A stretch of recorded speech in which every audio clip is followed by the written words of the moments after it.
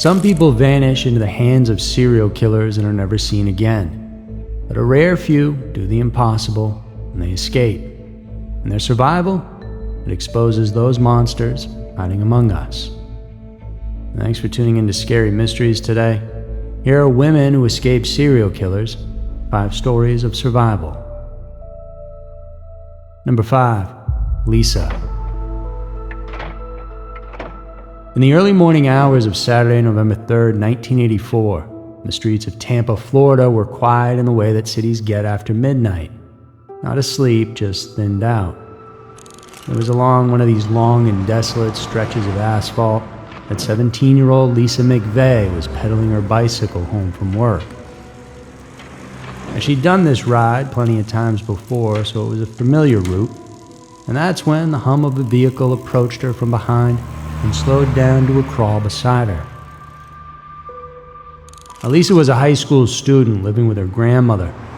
By most accounts, she was responsible, independent, and used to handling herself. She worked late shifts at a local donut shop, and after closing, she'd often ride her bike home through the still warm Florida night. It was just after midnight when that Dodge Aspen pulled alongside her, and the driver offering her a ride. She declined, but the car kept pace anyway.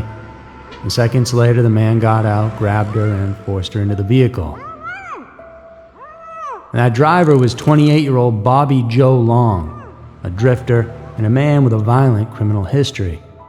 Unknown to Lisa, already a serial murderer operating across Florida. Inside the car, Lisa was restrained. He then drove her to a remote rural area north of Tampa, to a small house hidden behind the trees. So no neighbors in sight and definitely no easy escape routes. Inside the house, Lisa was bound, and Long plainly told her he intended to kill her, as he had done this with others before, but not before he had his way with her. But Lisa, she never panicked in a way that shut her down, the way many people would. Instead, she began doing something very specific. She started talking. She asked him questions about his life, about where he'd grown up, and about his family. And she listened and responded and treated him like a person, not because she trusted him, but because she understood something crucial. If he saw her as human, it would be harder to kill her. Over the hours that followed, she carefully built a psychological connection. She told him she believed he didn't have to do this anymore, that he could still change and that she'd help him do so. Eventually, Long let his guard down a bit, but it wasn't enough. And so Lisa explained that her father was terminally ill and that her family was dealing with too much. Her murder would be devastating to everyone, and that worked. She promised not to say anything, so Bobby blindfolded her and dropped her off near Hillsborough and Rome Avenues. Lisa didn't keep her side of the agreement, though, and went right to police. And she then gave them something extremely rare in crimes like this: a description of the attacker, a description of the house, a description of the car, and crucially, details of what he had told her about himself. And based off this, within days, officers located the house, and Bobby was arrested. Inside the home, they found evidence linking him to not just this crime, but several other unsolved murders from across the entire state. And most of those victims had disappeared after being seen near roadways late at night, and their bodies were later found dumped in rural areas. Lisa McVeigh's escape didn't just save her life, it ended a serial killer's run. Long was convicted of multiple murders and sentenced to death, was executed in 2019 at the age of 65. Number 4, Carrie. In July of 1984, Carrie Swenson was training alone in the mountains near Big Sky, Montana. She was 23 years old, an elite biathlete, and a serious Olympic hopeful. Her training required long hours of endurance skiing through isolated terrain, often with a rifle strapped across her back. This wasn't reckless, it was routine. The mountains were her workplace. That afternoon, the snow was deep but consistent, and Carrie moved through the trees at an even pace, skis cutting a line she'd practiced over and over again. The route was familiar, one her body handled without too much thought, and there was nothing to suggest the day would be any different from the others before. And that is until two men stepped out from the trees. They were armed, and one held a rifle chest high and aimed it on her. The other didn't raise his weapon at all and instead moved toward her on the thin trail, cutting off her path before she could turn back. He told her to stop, and Carrie hesitated for less than a second, and it was enough. The shot came without warning, and hit her in the chest and dropped her instantly into the snow. She was still conscious though, could still see and still hear. When they reached her, she was trying to get up, ready to fight as instinct took over. But these guys swarmed her and then did something Carrie didn't expect. But they worked quickly to bind her wound, keeping the rifle trained on her. While this was happening, the realization came to her that these guys didn't want to kill her. That maybe that would have been better. Because from there, they got her to her feet and then forced her deeper into the mountains, the snow soaking through her clothes, her steps uneven and unsteady. And as they moved, they talked, not to her, but to one another, about a world they believed had already collapsed. Government was the enemy, civilization was a lie. Anyone outside their camp was deemed a threat. And Carrie didn't really know what they were saying, but she understood one thing very clearly. They believed every word of it. She was then led to a crude camp hidden in the wilderness, where over the next several days, Carrie was kept under guard, interrogated, and pressured into becoming part of their vision. They told her that she would be their wife, and that she would help them build a future away from civilization. In a way, trying to convince her, even though they made it clear that escaping was not an option. Meanwhile, search teams were already moving through the mountains, and Carrie's failure to return had been noticed quickly. The terrain made the search difficult, but the response was immediate and growing. As pressure closed in, the men decided to move camp. During the relocation, one of them lagged behind with Carrie, rifle in hand. The moment was brief and chaotic and imperfect, but it was enough, and Carrie broke free and ran for it. She didn't get too far, though, and was shot again, this time at close range, and collapsed to the ground. The men fled, believing she wouldn't survive. Hours passed by before rescuers reached her. By the time she was airlifted out, she had lost massive amounts of blood and suffered extensive internal injuries. But through it all, she lived. The men responsible were Don Nichols and his 19-year-old son Dan, survivalists living off the grid, armed, paranoid, and increasingly unstable. And they were captured shortly after Carrie's rescue. Dan didn't live long enough to ever face trial, though. He took the coward's way out. Don, on the other hand, was convicted on multiple charges related to kidnapping and shooting. And in a way, you could also blame him for his own son's death, considering how he'd brainwashed him. And Swenson survived, but she never returned to competitive biathlon. The injuries ended her Olympic hopes. She rebuilt her life away from the spotlight, carrying the physical and psychological weight of what happened in those mountains. The men believed the wilderness placed them beyond society's rules. They were wrong, though, and Carrie Swenson lived long enough to prove it. Number 3. Carol. On the afternoon of November 8th, 1974, the sun was already starting to sink over Salt Lake City, Utah. Rush hour traffic crawled through the city, and people were heading home, and life moved at its usual pace. Except on this day, in this place, a serial killer was on the hunt. 18-year-old Carol DaRonch had no reason to believe this day would become part of one of the most notorious crime stories in American history, and yet it did. She was simply sitting in her car at the Fashion Place shopping mall, waiting for her brother, who was inside running an errand. And that's when a man approached her window. And Carol was just a high school student, confident and outgoing, but naive in that young, inexperienced type of way. And this killer, he knew exactly that. He was dressed neatly, polite and calm as he flashed what appeared to be a police badge. He explained to her that there had been a report of someone trying to break into cars in the lot. She wasn't a suspect, but he had one in custody, and wondered if she could take a look and let him know if she had seen him doing anything out of the norm. And Carol hesitated, but wanted to be a good citizen, agreed to take a peek. After all, it would only take a moment. She locked her car and followed him to a nearby tan Volkswagen Beetle. And she got inside as the man said he'd bring the suspect out, but instead this was all a trap, and the guy reached for a set of handcuffs. And what followed was not a quiet kidnapping. It was a sudden, violent struggle inside a cramped car. And Carol fought back hard, kicking, punching, and clawing, refusing to submit. The man smacked her with a crowbar over the head, and as the blood ran down her face and blurred her vision, she kept on fighting. She managed to force open the door and threw herself onto the pavement. Drivers passing by took notice, and many started honking their horns. And the attacker panicked and then fled. And Carol stumbled to nearby shoppers for help. The police were called, and she was taken to the hospital and treated for head injuries. And here's the crucial detail. Carol didn't just say, "A man attacked me."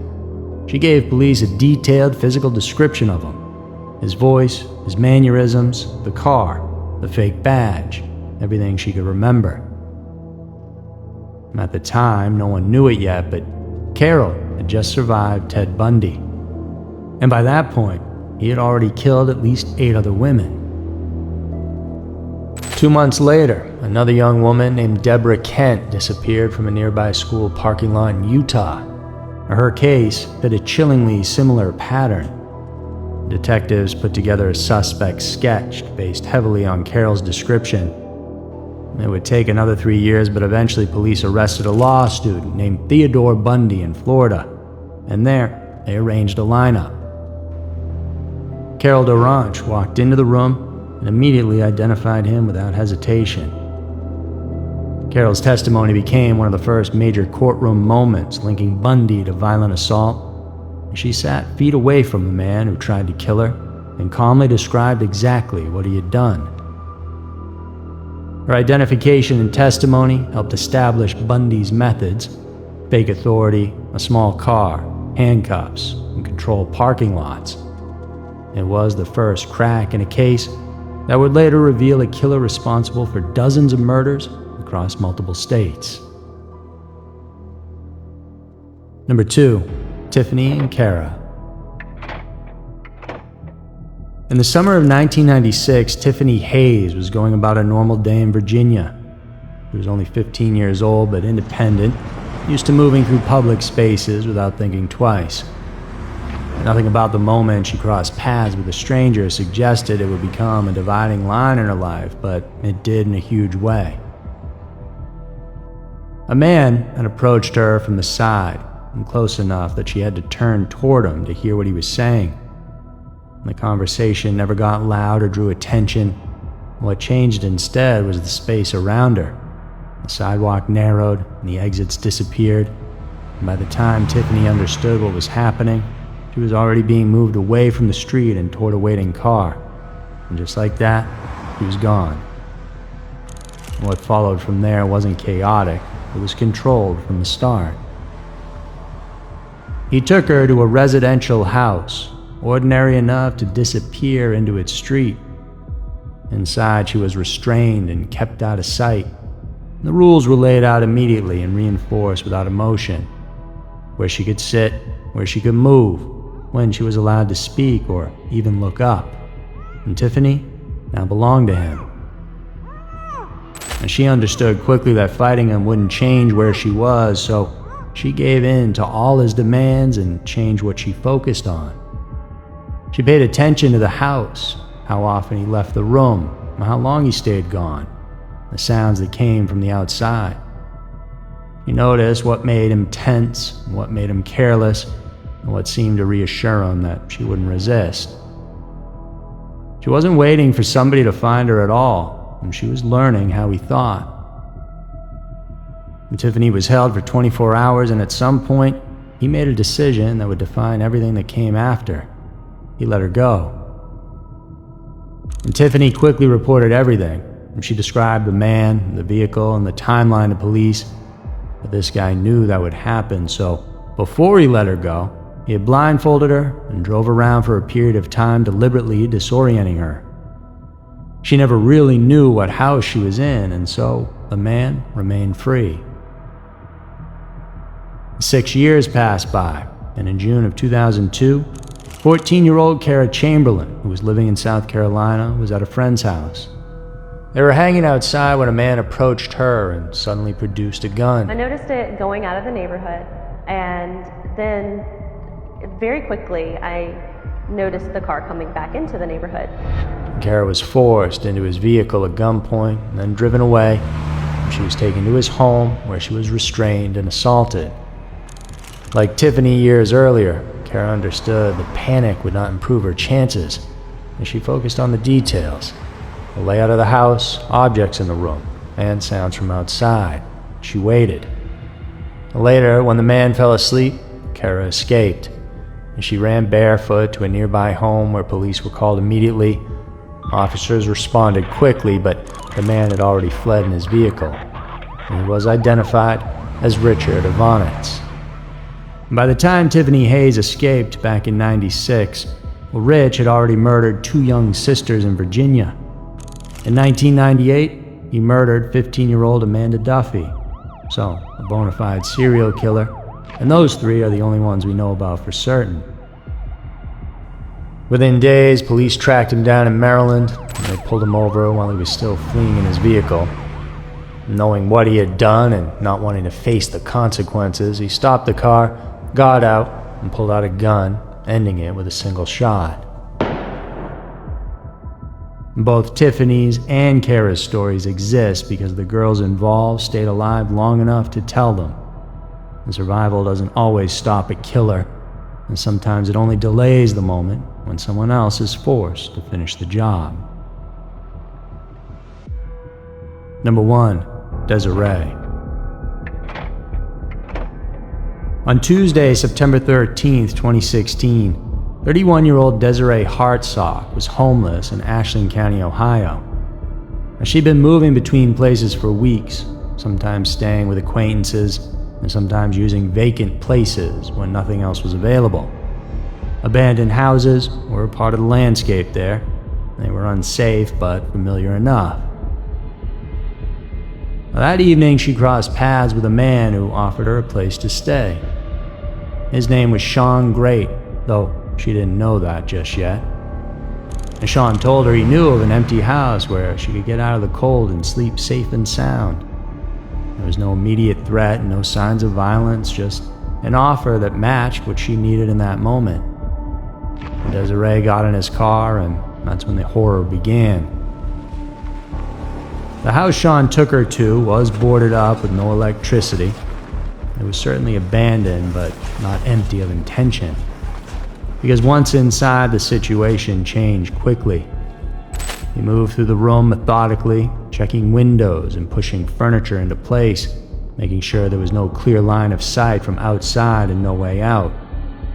Desiree's phone was taken from her and set out of reach. Great then pulled out a knife and made it clear she wasn't free to leave. He told her point blank that he had killed before and would do it again if she didn't cooperate. For the next several hours, the woman was kept inside that place under constant threat. She was physically restrained with nowhere to go, her mind racing as she tried to figure out the next move, even though she didn't really have one. From there, she was then assaulted, and Great would move in and out of the room where he left her, leaving briefly and then returning without warning to make sure she hadn't moved from her place. All this while he dangled the knife in front of her as a means of control. And that unpredictability of his movement made it difficult to tell how much time had passed, and that was the point. As the night went on, Great became less focused on the woman and more focused on taking his drugs. And so as the hours wore on, his movement slowed and his attention waned. At one point, without leaving the house and without alerting him, Desiree managed to reach a phone and dial 911. She whispered to the dispatcher, explaining that the man who had abducted her was asleep nearby. Is there any way you can get out of the building? I don't know without waking him, and I'm scared. She said she believed he was right outside the door and begged for officers to come quickly. And they did, and police then arrested Sean Great later that night without incident. And Desiree, it appears, truly did escape the grips of a madman, because what was uncovered after this incident was far worse than anyone expected.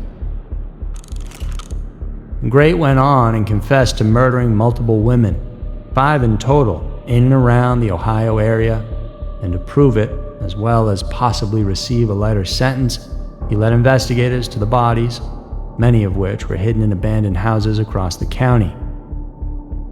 He admitted that he specifically targeted women who were homeless or otherwise isolated because he believed they would not be immediately missed. Desiree Hartsock was the only woman he took who escaped alive. As for the lighter sentence, well, Sean never got that. In 2018, Great was convicted of multiple counts of aggravated murder and sentenced to death. And right now, he remains on Ohio's death row. So there were women who escaped serial killers, 5 stories of survival. That's going to do it for today's episode. Thanks so much for tuning in today. Hope you enjoyed it. And y'all stay safe out there, and I'll see you over in the next one.